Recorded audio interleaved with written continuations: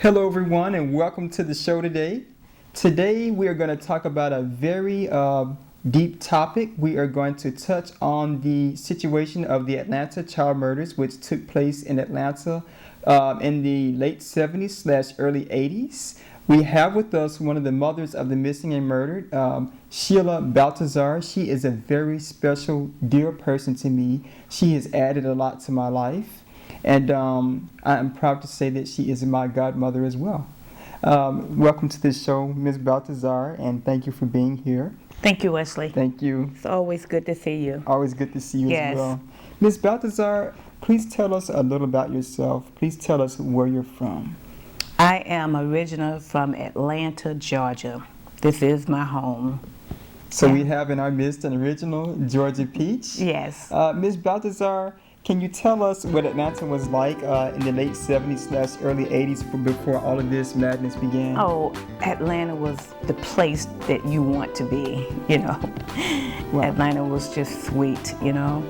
And then all of a sudden, you know, children was being missing and murdered, but it was like, you know, child here, child there. It wasn't no big thing, you know. Yes. Until it started happening every day, every week, for months and months and for years it went on.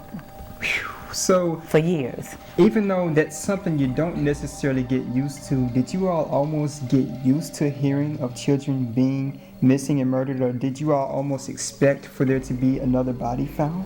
We expect for it to be another body found every day because it was happening every day. Children was being missing and murdered every day and found, you know, along the expressways and underpass and bridges and in the woods and Chattahoochee rivers and different places around Atlanta. What was your son, Patrick Baltazar, like? Patrick was my stepson. Okay. Yeah. And for all you step-parents out there, be very careful how you treat your stepchildren, because they are children's too, you know. They are somebody's child. Yes. You know, and I loved my stepson very dearly. Matter of fact, I loved all my stepchildren.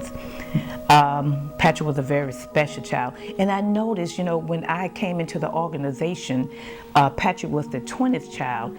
And just to sit around the table and listen to all these parents talk about how it was something special about every last one of these children that was missing and murdered. It was truly something special about Patrick. He was absolutely a wonderful child. Wow, that is. You know, and everything was going very well with, you know, Patrick and me and my son and, you know, Patrick's baby brother. Yes. They came here to live with their father for the week, you know, for the summer. Yes. And my son fell in love with him, of course, you know, and I'm like, oh, let him stay, you know, get him in school and, you know, let's see how a year go and we, you know, everything will be okay. You know, and then one of Patrick's brothers came down here to visit the father, you know, and just wanted to move right on in. Yes. And, you know, he's telling Patrick, man, you ain't got to listen to her. She ain't your mom. She don't tell you what to do, you know, and all this. I'm like, look, Russell, you know, you're going to have to send this boy back home. Yes. Children are being missing and murdered here in Atlanta. And, you know, if I had somewhere to send my son, I would have sent him. He had to find another place for them to live because they could not live in up under my home and live any kind of way. And I didn't suppose to, you know, I didn't, you know, suppose that be stepped in and be the bigger person, you know. Yes. And I was trying to raise my son at the time too, you know. So they had to go out and take another place to live. Okay. Since he didn't want to go back home. Yes. You know, and so, and then all of that started happening, you know, and. Okay. So that takes us to the Foundry Street days. Yeah. So can you tell us about the whole Foundry Street setup? I do understand that's a neighborhood in Vine City, not too far from the CNN Center, which used to be the Omni. Absolutely, you know, because they would go to the Omni. I mean, that was their hangout spot at the Omni, because they didn't have too many parks around at the time, you know. Yes. And, especially downtown right there, you know. And so it was fine, you know, the Omni was okay, you know, for the kids, you know, to go and stuff, you know. But then one particular night, I understand that the little boy lived to tell the story that him and Patrick was coming back from the Omni, and a car put up on the side of them and asked them, do they wanted to ride? Yes. And so the little boy, I remember him telling the policeman officer that went around and knocked on the doors and finally ran into somebody, had the little boy that last scene with Patrick, and the man asked them did they wanted to ride, and Patrick said, man, that might be the killer. So they went to the payphone and called for help, because they had numbers all over the city, if you hear anything, see anything, please, they had organized a task force for, you to call directly to it. The little boy, he ran. He said that they waited and waited, for a policeman car to come, and he told Patrick, man, I got to go. And when they finally let the car out, the officer said that wasn't nobody there in the payphone at that time. Now, it's very interesting that Patrick's remains were found between his job and between downtown where he lived. At an office park near where Patrick worked, a dental assistant said that she arrived at work early that morning. As she was walking up to the door of her job, she saw a green car with a white man in his late 20s to early 30s sitting in the lot. In other witness accounts on death scenes and being stalked, a car and guy matching the same description were described. She said that him and her stared at each other for a moment, then she entered the business. Later that afternoon around 2 p.m., she said that the green car was gone and law enforcement roped off that portion of the parking lot where the guy was sitting. At that point, the lot was a crime scene, and the officers pulled from the lot the lifeless body of a child, which was later identified as Patrick Baltazar. He was found almost when he was found at the tip of a river. It was as if whoever tried to get rid of his remains tried to push him into the river, but he just didn't roll off in there. We had to identify him. They pulled his body out, out of the woods. That is a mess. That is truly a mess. They charged Wayne Williams with Nathan Ucata and Jimmy Ray Payne, and then they just linked all the rest of them to him. And then all of a sudden in 2010, they said that they found DNA evidence from Patrick Baltazar's, body on Wayne Williams. Yes. Decades ago. Wow. Only thing that the city really did was bury our children once they found them. Yes. And at that time, blacks was over the city at that time, and so blacks was over the city. We had a black mayor, black everything, and they wanted to get it over with. Yes, Ms. Baltazar.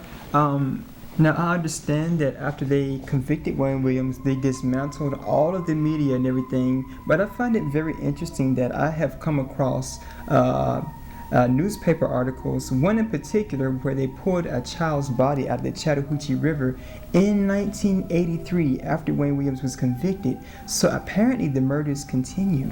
I really believe so, Wesley, but it was, very important to them, to keep it shut. Yes. It was very important because they wanted the world to believe them. Yes. They accused some of the parents of killing their own children until they had to apologize to us, I really do believe that the city will always owe the parents. I really don't believe anything that the city said. Everything they said and told us parents, it's just a lie. Yes. It's just a lie. Everything they said or did, it was just a big lie. Money that they raised up in the behalf of the ward money supposed to have been issued out to the parents of Atlanta missing and murdered children. The parents did not get a penny of that money. Do you ever wonder what happened to all of that money? I remember seeing pictures of actually the mayor of Atlanta at the time standing with some officers with all of this reward money. I know. And the parents didn't get a penny. Gosh. My goal is, for somebody to step out there and say, look, what few parents are still living, I want to help y'all. Yes. Because the help is out there. The people's out, whoever you may be, And if if you want to get on board and try to help the parents in some kind of way, you know what I'm saying? The money that Maynard Jackson had for the parents of Atlanta, Yes. we want our money. Yes. And I'm speaking for all the parents. Mm-hmm. You know, we want what due to us. Yes. You know, why not? Yes. You know, even money that was put in, some of us put the money in there before our children was even missing and murdered. Because some of you all were just people of the public Absolutely. trying to help out the parents, and some of the people who were helping out, such as yourself, ended up becoming one of those parents. Absolutely. Matter of fact, all the parents. We all had our children sitting in front of the TV, and then I'll never know that one of them was going to be missing and murdered. That's awful. That shows that it could have happened to anyone. Absolutely. Anybody's child. Goodness. Anybody's child. Ms. Baltazar, you and some of the other parents have mentioned trying to actually get a memorial built here in the city of Atlanta, because this is a part of Atlanta's history before Atlanta was as popular as it is now. Yeah. And then as well, you are also, of course, want to see justice seen through for this situation. So can you tell us a little about that? I mean, we want something. We want something. We was looking for more downtown areas, since people come here, you know, from all over the world. We have many venues in Atlanta where something of this degree could be displayed. Absolutely. Because we don't want these things to continue happening. We want the world to be aware and to see these children, because we don't want their deaths or their parents' To be in deaths vain. or Ms. Baltazar's struggle for justice to Really. be in vain. We want people to come here to Atlanta and say, oh yeah, I remember that. I remember the parents of Atlanta missing and murdered children. We want all the children's name to be seen. We want all the names to be seen. Yes. Because, you know, we all was from Atlanta, we was all from around Georgia, you know, and we are somebody. Yes. The city treated us worse than they even treated Wayne Williams. We have been treated more horrible than Wayne Williams would ever be treated. Goodness. We have been forgotten. Yeah. Well, everyone, if you'd like to support Ms. Baltazar and the parents, the other parents who are left, in getting a memorial for the city, and also if you'd like to help assist them as well in having justice be sought out, you can reach them by the information that you're viewing on the screen. I mean, it was just ridiculous the way the parents was treated. Yes. You know, and for Wayne Williams to be behind bars, and for, you know, the parents have to pass on, you know, and never got justice for their children. Yes. You know, the city never paid us a penny for nothing. I live to see the parents of Atlanta missing and murdered children die with a broken heart. That's just awful. And I understand that you have to live with this every day. Not that you carry this situation just thinking about it every day, but it's something that's just there, something that you can't help but to think about because it happened in your life. You know, and I tell you one thing, God sure ain't gonna put no more on you than you can bear. Yes, I believe. That's right. And I think I was chose to bear this here, you know, and for a special reason. Yes. You know, because I am one of the parents still out there speaking about it. And I will go wherever the Lord takes me. Yes. When I look back, I sure wish the rest of the parents was here with me. Yes. Yeah. I want to say that if any of the parents are out there and listening, any of their children or family members that are listening, please, I would like for them to get in touch with me, because we could, you know, try to stay as closer than we could possibly get, because I truly believe that, you know, God has something great in store for us, you know, and that's very important. So I wanted to say that. And the number will be on the screen where you could reach us at, myself, or either my godson, Wesley.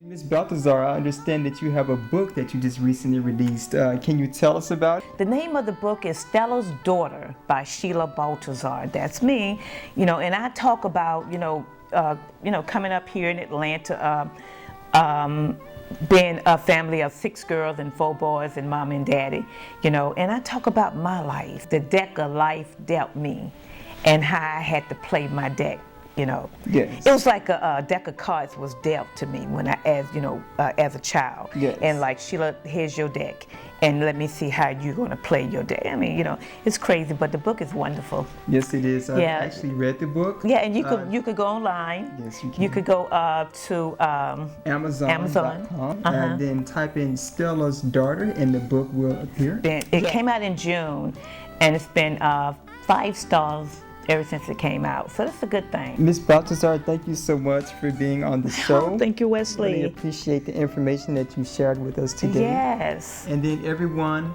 thank you so much for viewing, and please tune in with us next time. Bye-bye. Peace. Bye-bye. Peace.